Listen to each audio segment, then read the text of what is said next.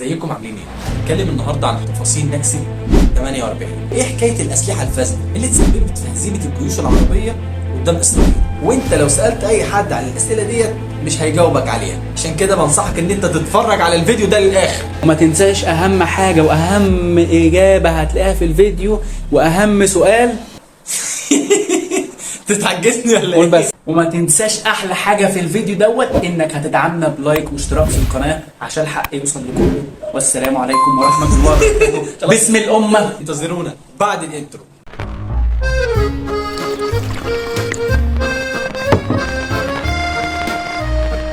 هنتكلم أول حاجة عن نكسة 48، هزيمة كل الجيوش العربية قدام إسرائيل. القصة بدأت من زمان قوي لما أصدر وزير الخارجية البريطاني وعد بلفورد وإنه هيمنح أرض اليهود عشان يكونوا موطن ليهم. ده كان في 1917 في الحرب العالمية الأولى. شوف كان مرقد عليها من إمتى لغاية ما اتحقق الوعد سنة 47. هنا بقى كل حكام العرب اجتمعوا سبب ضغط الشعوب العربية، واتفقوا على إن كل دولة عربية تشارك بشوية قوات للتخلص من العصابات الصهيونية الإرهابية، لدرجة إن مصر خصصت 4 مليون جنيه للجيش اللي هيروح يحارب في فلسطين. دوم أسلحة يعني وكده. كان أكبر القوات الموجودة هناك هو الجيش المصري، وشاركت سوريا والأردن، وشاركت لبنان بفدائيين، أما العراق فشارك بالطيران. وخد دي كمان، العصابات الإرهابية الصهيونية ما كانش عندها سلاح طيران، لا كانت بتحارب حرب عصابات، يعني مش ثابت في مكان. تقول لي ما احنا كنا جنبنا اهو، امال ليه اتهزمنا؟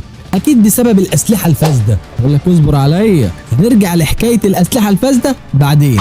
اول حاجه يا عمنا سبب نكسه 48 ليها عده اسباب. اول سبب هو عدد افراد العصابات الصهيونيه اللي كانت موجوده على ارض فلسطين يزيد عن 100,000 بالمقارنه بكل الجيوش العربيه اللي كانت موجوده، اللي كان عددها 40,000. غير انهم بيحاربوا حرب العصابات، يعني مكانهم مش معروف، بيضرب ويختفي، نفس اللي بتعمله المقاومه دلوقتي. واحنا كنا بنحارب حرب جيوش نظاميه، يعني مكاننا ثابت، انهم كان معاهم احدث الاسلحه البريطانيه. وغير ان كان في عصابه من العصابات الصهيونيه شاركت في الحرب العالميه الثانيه وعندها خبره كبيره في الحروب، كان اسمها الهجنه، كانت هي النواه والمحرك لكل العصابات الصهيونيه. اما بقى على الجانب الثاني بلادنا العربيه الحبيبه يا عيني كانت محتله، يعني محتل وراح يحارب. طبعا البريطانيين كانوا محتليننا، يعني الجيوش العربيه دي كانت معموله لحفظ النظام وحمايه كسوه الكعبه وهي رايحه لمكه.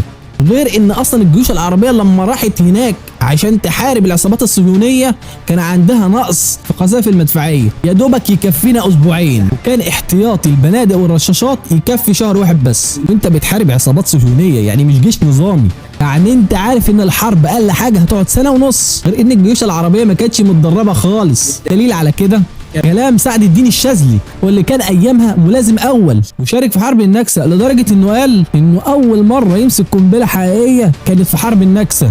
ده كلامه.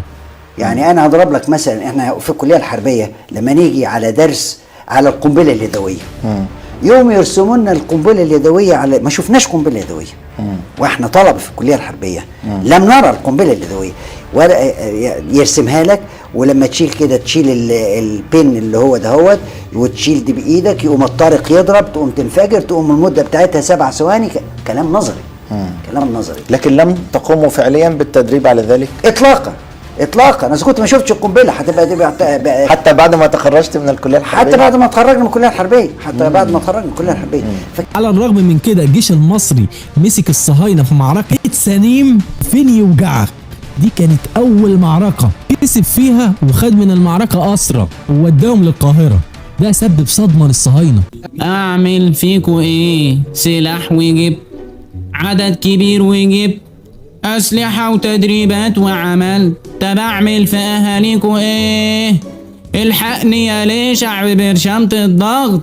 وعلى الرغم ان عددنا قليل وعندنا زباله اسلحه الحرب العالميه الثانيه، ان الجيوش العربيه ما شافتش ب 2 جنيه تدريب. بقول لك اول مره يشوف قنبله حقيقيه في الحرب. ايه يا عم ده؟ مفيش دوله راضيه تبيع لنا اسلحه، لان امريكا والسوفيت اول ما اسرائيل اعلنت بنفسها جريوا عليها واعترفوا بيها. كنا مش لاقيين دوله نشتري منها اسلحه، فكنا بنضطر نشتري من السوق السوداء ب10 اضعاف الثمن. اما حكايه الاسلحه الفاسده ديت، هو كان في اسلحه فاسده، هو حقيقه كان في اسلحه فاسده، بس ده كان قليل وده طبيعي لان انت بتشتري من السوق السوداء. يعني زباله الحرب العالميه الثانيه. هتقول لي ادام هم بالظروف ديت ايه اللي دخل ابوهم الحرب؟ وهل دي كانت مؤامره عشان كل الجيوش العربيه تخش تتهزم ويكون الصهاينه علموا على كل الدول العربيه؟ لان بعد النكسه قامت دوله اسرائيل بشعارات الدوله القويه، شغله خاف مني يلا عشان بقعد. اقول لك ممكن كان دخول الحرب مؤامره وخيانه، لان كان اتعرض على القاده العرب انهم ما يبعتوش جيوش ويبعتوا مقاومين احسن، ان المقاومين بيحاربوا حروب غير نظاميه، يعني اشباح بتتحرك في الليل، نفس الحرب اللي بيحاربها العصابات الصهيونيه. ولان لو هزمتهم اسرائيل مش هتقدر تقول انا هزمت كل الدول العربيه، لان دول مش جيوش دول، ودي حقيقه. وانا افتكر الدكتور اللي كان بيشرح لي ماده التاريخ الحديث كان بيقول كلمه حلوه في الموضوع ده: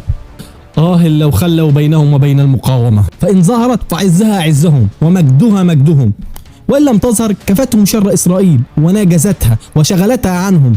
يكفي المقاومة أن تشغلها عنهم، وأن أصعب الحروب حرب العصابات. هتقول لي ما المقاومة الفلسطينية موجودة هناك ومش عاملة حاجة مع إسرائيل.